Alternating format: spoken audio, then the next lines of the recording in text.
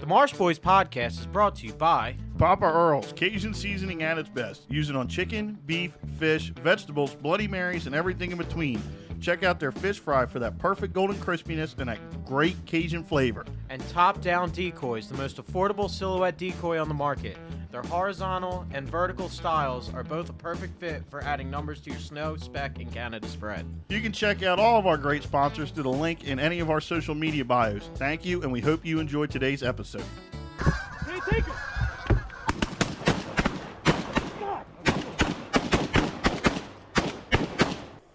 What's going on, guys? Welcome back to the Marsh Boys podcast. As usual, I'm your host, Brian. As usual, I'm the Cooter Uncruster. Ew. This is a family-friendly show. I was trying to think of the worst thing I could say. And you got it. Yeah. Like a coffee cake. Like the top of a coffee cake. That's foul. Mm-hmm. All right, anyway. Did you do anything eventful this weekend, Ryan? Did I do anything hold on. eventful Last week. last week? We'll lead into the weekend. I have checked traps for 7 days straight, twice in the snow. All the days except for one were below freezing. I got about $60 worth of bait laying out there. There wasn't even a track today in the new snow. All right, do you want to go into this? So I'm at the spot where I got that big boar coon last year. Now I'm not saying you're at the spot because you're about 75 yards from. I'm on the property. Yeah, but I really property. wanted to focus the lakes this time because I only had 6 traps, so Them combined wouldn't be a lake. They're ponds. And some of them I had good reason to think that they'd be good spots, and some of them were just Hail Marys. All of them don't produce. I've been wondering why the screen's going to go on black on here. It's because I don't have it plugged in. Oh. We're recording. Yeah. So, the front pond, I did the side where you drive in. I didn't do that last year. Too near the rusty toolbox. No, I trapped that last year, that front pond. I didn't. When I only had 6 out there when I was doing it on my own. Oh, I was going to say, I had those trapped them 4 days we trapped it, right where your 2 traps are, one by the hay bind and the one closer. Mm-hmm. No, I'm talking on the drive-in side, not the other side. Yeah, I had one literally where your first trap is, by that dirt hill. Yeah, I had one on the exact same tree. Yeah. So I did there. They're not really doing anything. There's a bunch of littered, what are they called? TV dinners laying out there. Really? Yeah, there's like a whole stack of them. Empty, obviously. Well, yeah, I don't think anybody's throwing away good banquets. So they're not producing. Then I have the 2 on the house side. Neither one of those are doing anything. The one all the way in the back was the one that something escaped from last year and was wrapped all around the tree. I'm actually on that same tree, just with a ground stake this time. They're not doing nothing. I did Not a ground stake. a wolf fang. An earth anchor, yeah. Yeah. Yeah, there is a difference. Same difference. No. So I'm going up the second pond. I had one through this little, because it's really heavy with the vines and the thorn bushes and stuff. And you know that animals go through the spots that are like circled out like a tunnel. You know that they're a trafficked area. Yeah. At least to a but point. you don't know what it is. Well, I mean, if you look, you do, but with all the snow cover. So I put one there. I put one up by the tree, and then I came around. This lake's been frozen for probably about a month now. So you can see about a week. The cleanest tracks were on the lake, and I walked past there. The first time I was setting the traps, I only set 4. It got nighttime, and I dropped my cable restraint, and I walked back and forth twice, couldn't find it, got mad, left, came back and found it the next day. I wish I set that night because there was a second set of tracks in that spot where I set. So I did that, and then I have one along the land bridge. And the reason I thought that was a good idea was because there's a water hole that's not frozen back there. Well, that, and that's like you would think is a prime area. spot. And yeah, not a track on there today either on the fresh snow. Not a single one. And then I have 2 along the field side.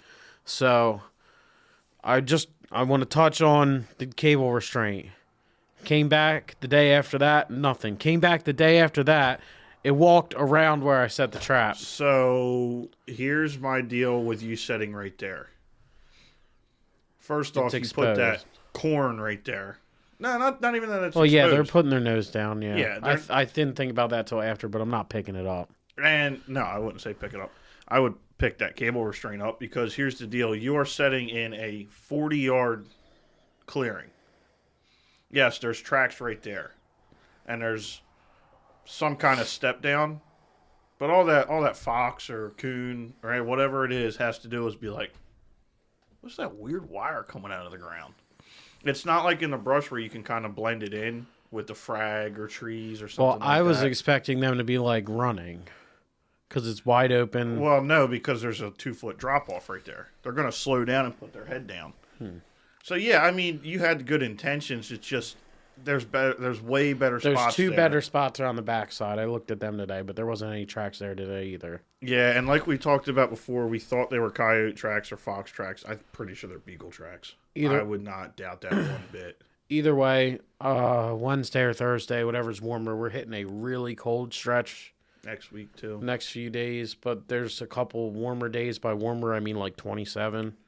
It's gonna be back over. It should be back over freezing Thursday or Friday. I think that's what they're saying. I doubt it. It's probably gonna come back down. I don't see it getting over freezing till next Wednesday or Thursday. So, whatever it ends up being, there's another piece of land closer to my house that I think I'm going to do. Yeah. So, this spot, I feel like, because Colby went hard on the raccoons in the very beginning, up to 100 and something. And another thing is, because that spot gets hit hard with rabbit hunters, goose hunters, stuff like that. I think that front property, Blown out. yeah, I just think everything's tucked in the back, tucked all the way. If you go all the way in that back left, if you want to walk that, you'd So be doing that's something. a pretty public management area. There's a few other ones where it's not really publicized that it's a management area. There's a little piece that comes out to the road. I'm going to hit something like that, I think. Because, yeah, deer hunters know about it, but nobody's running rabbit dogs through there, I don't think. You would be highly surprised. Ryan, you got to remember, everybody nowadays has Onyx and Hunt Stand. All they got to do is hit an overlay, and it pops up every piece of state land in your image. I know, but it's inconvenient, the one I'm talking about. It's inconvenient to do that there. It's all grown in. There's no place to park. It's not publicized. That's It's what on rabbit Onyx. hunters want. Yeah. All the grown-in spots, the thick laurels, the briars. That's what the rabbits want to be, man. Well, I think you need to go start knocking on doors. People are not dressed like that, but people are very susceptible to saying yes to try. I've learned that, and you've seen that with me this year. How many times have I trapped state property this year? Not many. 2 days. Yeah. I trapped state property 2 days this year. I know, but I'm Sorry, we're gonna lead into this. Technically, I trapped state property 10 days this year. Well, my thing is, with the truck and everything else, it's a late start. It's too late to start knocking on doors. I can get... Not at all. We have 2 months left in the season. All of February, all of March. Well, not all of March. I think March 15th. I gotta look back. Yeah. Yeah, you got almost 2 months. I could. We'll see when I pull And these. it only takes 3 days to trap a property. Yeah. Realistically, now that we've doubled our traps, Yeah. and we're gonna start cable restraints. I won't be getting mine until next year. That's fair. I don't know. Realistically, I think over the summertime with the raise and having more money and Can stuff you like buy that. me a cart? I don't even have a cart yet. I got to figure out what I'm going to do because I don't know what kind of cart I'm going to go with. Yeah. But I'd like to have 3 dozen DPs for next year and leave them set. You couldn't even set 11 this year. I said 11. Yeah, you did. But I'm saying leave them set, and maybe if I like want to not be super pressured on the spot, I'll just trip them all and I'll not go check those ones for a week or two, and then all I have to do is pull them back up out of the ground, clip them, throw some bait in, and stick it back down. But I think I want to have them all set for the entire season instead of trying to rip up earth anchors. Well, no, you don't rip up earth anchors. You save it and you go back to that property. If you're catching coon, because I mean, You're not legally allowed to leave the earth anchors. on private property you are. On private, maybe, but not on public. No, not on public. These are all on public. That's part of the yeah. reason. That's part of the reason I don't want to pull them yet, because once I pull them, I'm not going back here for the rest of the year. I wouldn't even go back here next year. Yeah. Unless you're willing to make that walk all the way to the back. Yeah. Because we've trapped it now 2 years. We've It's trapped only it. produced 2 raccoons. 2? I thought you got I one didn't and I catch got one out of there. I only got one, and then it only produced 1. And out of what? What would you say? 20 trap nights? Yeah. In spots that had tracks? Yeah. Because, I mean, last year we went all over back there and trapped. It was I even went over on that far side. Yeah. You did the inside part next to the stream. I actually walked out. Yeah, I in followed the woods. stream and said all that because you would figure some kind of raccoon. I walked out actually into that woods right there. Nothing. Yep. So I just think it's better left alone on that part anyway. But you have a much better trapping record for this week. Yeah. So as I've told you guys in previous podcasts, we talked about it before. After November 2nd, I found out I pulled an otter permit. And my number one goal this year above everything else was to catch an otter. Colby, who we've had on the podcast multiple times now, really awesome guy, great friend of ours now. I hit him up and said, hey, I pulled this otter permit. And he goes, yeah, let's do it. I'll help you out. I'll show you where I got some spots I could show you and stuff like that. And I had off, not this past Friday, but the Friday prior. And I goose hunted in the morning with Ryan and Sam from Foul Pursuit down in North Carolina. They came up, talked about that last weekend. And then I went and set. So with your otter permit, you're allowed 1 otter, and you can only set 3 traps per day, no matter what they are. 3 otter traps per day. So we set 3 cable restraints. The first set was on it wasn't quite, I mean, it's a bridge, but it's not technically a bridge. It was more or less had like a culvert pipe running underneath it. Yeah. Set on a really, really fresh slide. And the second set was another pretty fresh slide coming up, going into a bigger ditch. And then I set, and this is all within a quarter mile of each other. And then I set a bridge, an actual bridge, like a spillway bridge, where there was a really, really fresh toilet. Like, I mean, hours old fresh toilet when we set that. And what happens the next night after I set my traps? Everything in New Jersey freezes over. Mm-hmm. And that just that makes, what I've learned is the ice means these animals can go everywhere they want to go and can't go everywhere they need to go. Yeah. So otters hunt fish and other They're stuff gonna like go that. to where they can still get in. They're gonna go to running open water. the creeks. Yep. Yeah. And that was not where I was set. There was one spot that I set. I pulled 1 trap. And I set another spot for 1 trap night so I could check it first thing in the morning. And it was really fresh, and nothing caught that one night, which I didn't think it would, but I just wanted to try.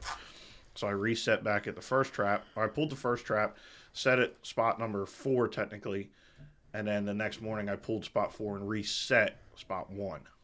So I was still within legal, had all my three sets, no more than 3 sets, and then.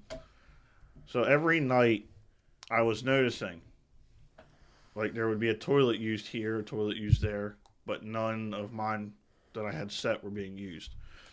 So I kept talking to Colby. He's like, maybe we'll just pull these and set somewhere else, somewhere a little more fresh. It's got open water. And me not being able to check till 5:30 at night, I was like, that sounds like a great idea and all, but I just don't, I just feel like being patient kind of the best deal here. And he agreed, so he left the 3 set. And I was not going to pull set number 3 on that bridge because that was the most fresh otter sign, and that has moving water through it. So trap nights 4, 5, and 6, once again, nothing. Trap night 7, everything kind of thawed out. It got up to like 47, I think, the one day. Yeah. So I went and checked that Friday, which would have been trap night 7, or Thursday into Friday, and I noticed everything was kind of thawing out. We were getting some open water, and we were only going to have about a day and a half of open water. So this past Saturday morning, we goose hunt, which we'll talk about in a little bit, and then we go check otter traps. Trap 1, nothing.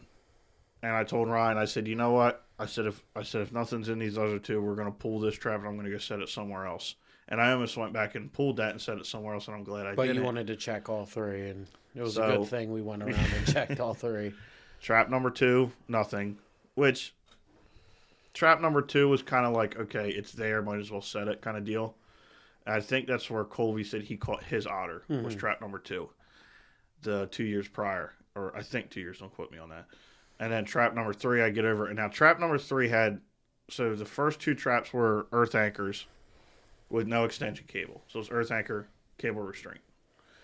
The third trap was tied off to a tree about 4 feet away from where the actual restraint was set. So in all realistic, now there was trees and stuff like that, but in all realistically, if I caught an otter there, it would have had a 4-foot catch circle, which would have made it very hard. Yeah. And we roll up to trap 3, and my cable restraint is tucked underneath the bridge. Mm-hmm. And your face was priceless. I was like, I saw that thing stretched out. I knew right there, and yeah. I was like, oh, there's no way. But I don't know if you saw my face change for a second. There was a lot of slack in it. And I was like, oh, no. Yeah. So I looked down and I saw its tail, and I was like, there's no freaking way. And I tell you what, that was my first otter, my first catch in a cable restraint, and I'm so glad we did it that way, because it was way cooler than if I would have walked up and saw one caught in a conibear. Mm-hmm. Caught in a conibear would have been cool, but it was like, there it is. Yeah. Caught in a cable restraint, it's like, it's right, it's literally there looking at you. Mm-hmm. You're like, this is what you did. Mm-hmm. And you're looking at your accomplishment. I mean, granted, with a conibear, you're doing the same thing, and I'm sure I probably would have felt the same way in some aspects. You wouldn't have got charged like you did. So I was going to lead into that. So like I said, there's 4-foot extension. Now this is where he was tucked underneath like a bridge pylon, and I could not shoot him from outside the catch circle. So I had to go down, and I did not know he was wrapped around a tree. He only had about 2 foot to move, and I did not know this at the time. He comes around the backside of a tree, of this little tree. He like postures up, and I have my gun cocked, and I'm lining it up, and he goes to jump at me, and I was like, oh, like if he had it, he was coming at me. Yeah, like Ryan saw. If he had the slack, he would have knocked your ass into the water. Yeah, and I don't know how many people have actually seen like a bigger otter in person. Mm-hmm. But they're a lot more threatening.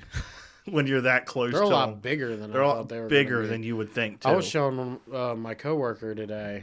I'm like, you know how big otters are? He was like, they're like this. I'm like, no. I showed him. He's like, that's an otter? I said, yeah. I'm like, it goes almost all the way across his tailgate. Yeah, holding it up with his head at like my chin level, the bottom of his tail was about at my ankles. It was only like to here. Are you sure? When you had him like this, it was only like the... No. I'm talking about when I held him from... Like... Oh, from top to bottom. When you had him across... Oh, yeah. Yeah, he's a big boy. Yeah, it probably was like from my nose like down to my foot. knees. Yeah, probably like so 4 foot long. 4.5 foot, I'd say, easily 4. But still, we weighed him. They stink, too. Oh, yeah. I didn't realize how bad he smelled. And it was a male. And I was talking to Colby. He'd be like, I'd be pissed if I were you. If I went all the way, did all that, and caught like a 12-pound female. So I ended up catching a 22-pound male. He's in the freezer. I found a taxidermist to do it, and I'm going to get him full body mounted. I'm so excited for that. Can you get him like a little thing where he can hold our beer? No. That'd be so cool. And I know exactly where he's going to go. He's going to go right there in that corner, and he's going to be looking this way. Swimming? Postured. Nah, I want to do it on a rock postured up. I'll find some mounts and show you. But no, I mean, and a lot of people, so even somebody you know in the outdoor space, won't name names, but is like kind of against trapping, doesn't like trapping, and I've had a lot of pushback when I told people I was targeting an otter. Oh, yeah. And I think that's because people, and like you, see documentaries with sea otters, and they're all cute, and they're smacking rocks on their chest. These are not those otters. Now, granted, those otters are even meaner. Yeah, and I also understand that a lot of it is like in our culture with the Disneyfication of predators, like the Disneyfication of bears, the Disneyfication of lions. It's like an actual phenomenon where all these predators will tear Could you imagine apart. if my mount came out like that? Please don't.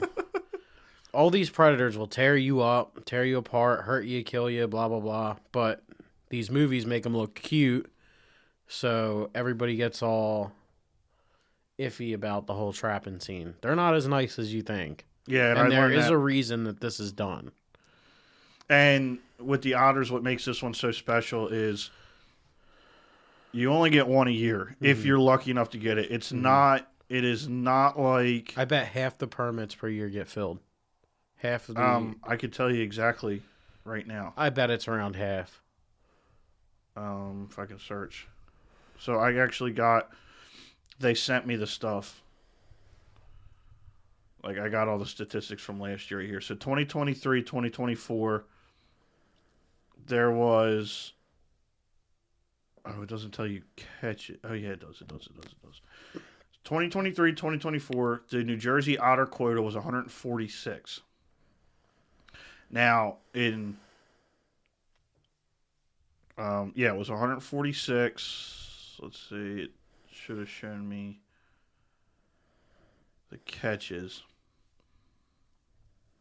Yeah, right here. Otter permits issued, 146. Number of successful trappers was 40. So it's less than half. Yep. You're one of the less than half. Congratulations. Yep. So I'm excited to see what the statistics are this year. But and I tell you what, I posted. So there's a really cool Facebook page I'm on called Trapper.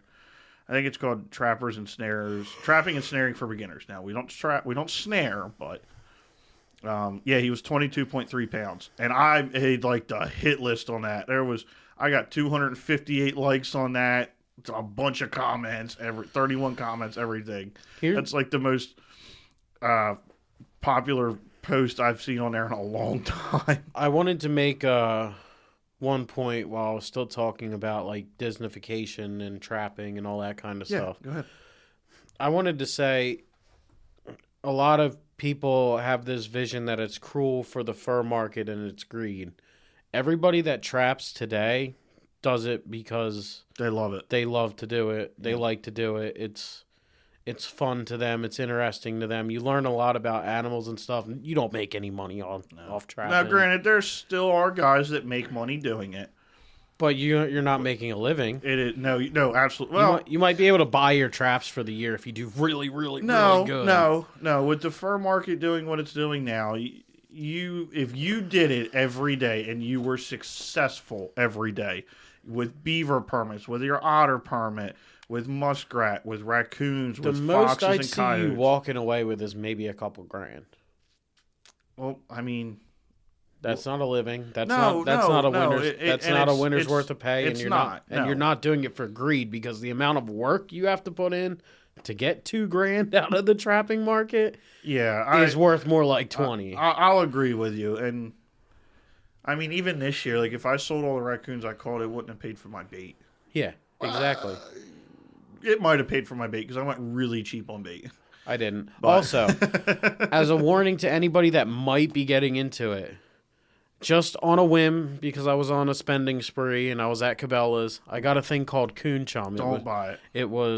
It's like $24. It was $20 for a gallon jug of corn and birdseed. It's not corn. It was oats. It had like fish oil and stuff in it. The gold stuff in there is corn. There was a little bit of corn. It wasn't all. It was mostly oats. It was mostly oats soaked in fish oil. Yeah, don't. But I'm saying, you could make that for $5, and it didn't work anyway. And I thought about doing that. I thought about for next year buying a tub of molasses and just making my own baits.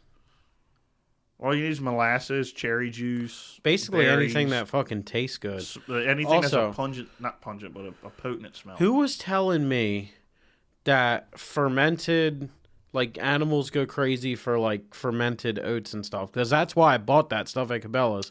I can attest firsthand that they don't. They don't. Because I tried baiting one year with brewer's grain. Remember, I used to get it for the cows. Yeah, I remember. And I remember going to get work it at all. It's there's still a But pile who told us that? I don't know. I remember being told that they liked that. Oh, that was my Xbox. I was like, what the heck just turned off? So yeah, anyway, don't buy it. Your best bet is to go raid the dollar store off cheap bullshit, and you'll probably do pretty good. Vienna sausages, all that stuff. Don't. If you really wanted to, maybe buy a little jar of the really stinky stuff from a trapper, not from Cabela's, but like from a trapper that makes that stuff, and just put a little bit on there. But honestly, anything at a dollar store raid, you'll probably do good on. Anything sweet, anything stinky, cat food to lure them in, stuff like that. Hey, off your phone. I'm listening. I was just going to say, the best thing I've found for bait is like the tuna creations. That stuff reeks. But what I went to when it started really freezing out, and I caught one off of it, was grape jelly. I used the grape jelly. It didn't work. The cheapest jelly you can get. Yeah. It's because it's a bad spot. I get it. You're setting to set. You didn't go out and scout the spot to set. You didn't set a camera. You didn't set a bait. You didn't look for tracks. You set to set. It's on a whim, yeah. Yeah, that's why you didn't catch. I understand. I also am very worried that the traps are frozen. Because I got that really, really, really, really, really old, really, really cheap canned dog food from the Flying J. Yeah. Yeah, it freezes. I used that this year, too. It works really well because it stinks. Oh, it smells so bad. So it's not going to be... The mice love it, by the way. And so do the birds. Mm. There's more Tweety birds on my trap. I'm going to walk up. That's because of the oats and the corn. I'm going to walk up one of the days, and one of the Tweety birds is going to stick its head in the trap, and I'm going to have a Tweety bird hanging out the trap. You're not going to have a Tweety bird hanging out of the trap. Well, you're going to have a head in the trap. Yeah. So I'm going to give it a couple days to warm back up, and then I'm probably going to pull everything. But no, this year with trapping, I think I talked about it before. There's really only been... So I caught that otter Saturday. It's been 3 days. And then the only time from opening day until now that I've taken off has been the 2 days. Yeah, 2 days, Sunday today and tomorrow. I'll probably go set traps tomorrow afternoon.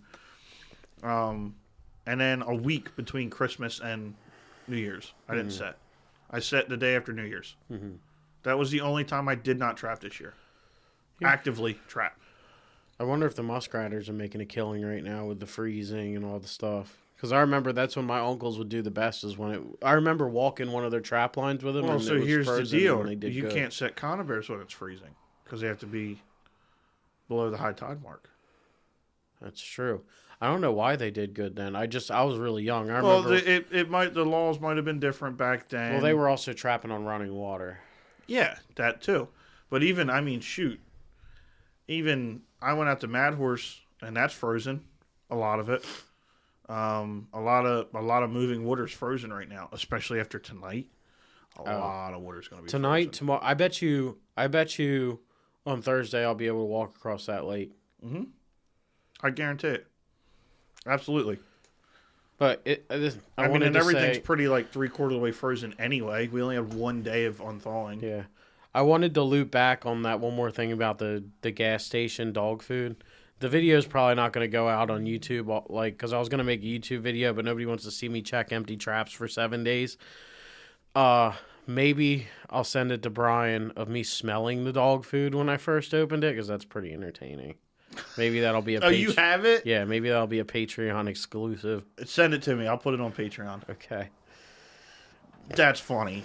I thought you'd think it was funny. That's why I did it. I said, filet mignon. Oh! Yeah. You should have tried it. No, I wasn't going to try it. Dude, that's probably been in that gas station for the last decade. Yeah, but it's canned food. Canned dog food. There's very little guidelines. There's people... food safety on that, dude. There's people out there that eat cat food, canned cat food. Meow. Yeah. Yeah. Shit in litter boxes. Yeah. can you come pick me up? I shit in my boyfriend's litter box and his cat died a week ago. That was so funny, that video. That was so funny. So, the other thing exciting that happened, we hit a 3-man goose limit on Saturday with Kenny. Thank you to Kenny for having us out with you. That was a great hunt. If I wasn't bottom ejecting shells, like that would have been really good for me. But we all limited. We all hit our 3 birds. We had a great time. I had to take a hike to get my last one now. Ryan clipped one on the last flock, and I looked back and I just saw it hit the tree, and I'm like, no, keep going, please. So I wasn't sure if it was going to live or not because it was still flying, but its head was like cocked to the side. I was like, I couldn't tell what happened, but I guess it, it hit the crashed ground. into the ground and died. It hit the ground, and I saw it stand up, and I was like, okay, it's going to fly off. And then I looked back like 2 minutes later, and I'm like, no, that's a dead goose. And Kenny's like, that's a log. I'm like, that's not a log. I thought it was a log, too. I thought he did fly away. I didn't see that, and I was like halfway walking up the thing. Well, yeah, it's because he had 6-foot frag in front of you. I thought he was going to go down to the pond. I thought he was, too. My first one went down in the pond, though. I've never heard a goose hit ice that hard before. That was pretty crazy. That was a really big bird, and I'm surprised he didn't go through the ice. Mm-hmm. And goose went out. It was about 50 yards, right? 40, 50 yards? It was a long shot. And then Goose went and retrieved it over the ice, his first ice retrieve, and Aaron was not happy about it. You got yelled at. Why is Dad FaceTiming me? I'm not. Answer it later. We're recording. Thanks for checking in, Dad. So, that goose hit the ground. I claimed the community bird. And I had my one go down really far away. Brian got 2 in the last flock. No, I shot my 3 in the last flock. 3 in the last flock. And Kenny got 1 out of each flock, it seems like. Yeah, and I should have shot 1 in the second flock. But my gun... We should have limited out way earlier. Cause we talk about gear, and we've never slandered gear. I'm going to slander gear on this podcast today. Who are you going to slander? Fiocchi. Okay. I don't know what you're doing when you're making your Flyway Series steel shot, but you need to up your game because that stuff is junk. We hunted with it in September season and it jammed in my gun, and I hunted with it yesterday and it jammed in my gun. It jammed in my gun when we scooter hunted too. Trash. There's a reason it's the second cheapest shell on the market. Third cheapest. I would say. You hate Kent's too. I don't like Kent's, but I hate Fiocchi's. I shot Kent's. The first goose I shot Saturday was with a Kent. And it folded him. But to be fair, the Fiocchi's go through my gun all right. Ryan, you're not allowed to leave. Why? We got to measure the barn. What? Measure what? Measure the whole fucking barn? Yep. I'm going home. No, like length and width. The whole fucking barn. We have a 100-foot tape measure. Why is he doing this? I don't know why he's doing this. But yeah, Saturday's hunt went really, really well. Goose got all 9 retrieves. I hunted today, me, Jimmy, Steven from Milo Outdoors, and Tyler. And we did not see a goose. We did not see a Canada goose. We did not hear a Canada goose. We might have heard one. We saw some snow geese. Saw a flock of mallards or gadwalls, one of the two. And that was kind of it. I plan on hunting tomorrow, which when you're listening to this, I'll be hunting this morning if you're listening on Tuesday when it comes out. And then Saturday we're hunting again, and that'll be the end of the regular season. Mm-hmm. When snows come in, and are we going after it? Yeah, we'll hit snows a little bit. I mean, I bought all them decoys. Yeah. We'll probably go down to Delaware and hunt them. Yeah. I'd like to go do another snow goose hunt with Riley, because they're there. We just got to get in a better spot. Yep. We're going to hunt that. We have February goose season, if I can figure that out, which I hope I can, because it'll be around. Mm-hmm. And then we have trapping season to finish out the year. And then we get a month off, go to turkey season. Mm-hmm. Did you see the memes of me explaining to my girlfriend that waterfowl season's done, but turkey season's coming up, so I'm still not back yet? And then when turkey season's out, it turns in, well, not for guys in New Jersey, it turns into pigeon season. Well, no, not for us. Then it turns into fishing season, and she can be a part of that, so she won't be as mad at me. Oh, man. I should have saved the name Otter's Pocket for this episode. Do it. No, I already used it last time Buggy was on. Well, I think that wraps up everything we've done, if you're good with it. Yeah, why is Riley sending me pictures? I don't know. Wow. Is it a dick pic? No, so me and Riley have been talking about brant populations. Mm-hmm. And Riley just Googled Atlantic brant population 2025. The Atlantic Flyways Council Integrated Population Module predicts that the median number of breeding Atlantic pairs in 2025, breeding Atlantic brant pairs, will be 133,500. This prediction suggests moderate hunting regulations for the 25-26 season. Good. IPM, which is the Integrated Population Module, uses a variety of data, including breeding pair predictions, productivity trends, and population size trends. So they're going to up it to 2. I doubt it. 2 would make it way more worthwhile in my eyes. It's not the fact that it's being worthwhile. It's helping the population. I think another year at 1 would be very well, and then we could go up to 2. And then maybe in 5 years it goes to 3. See what the population does. But I think that's a very, very good estimate. Hopefully they don't get hit with the bird flu.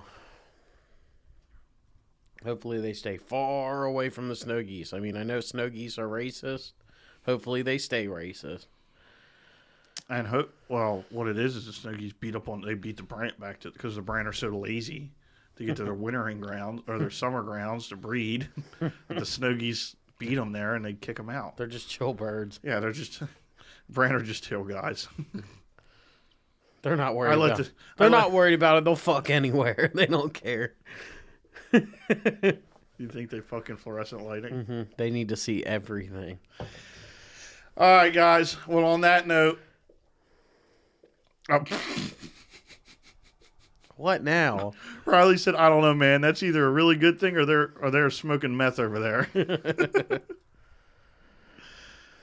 All right, guys. Thank you for listening to the podcast. Please, if you want to help out the podcast in any way fit, check out marshboysoutdoors.com. Mm-hmm. If you can't get to it because you're illiterate or something, go to the link in our Instagram bio. I can't spell either.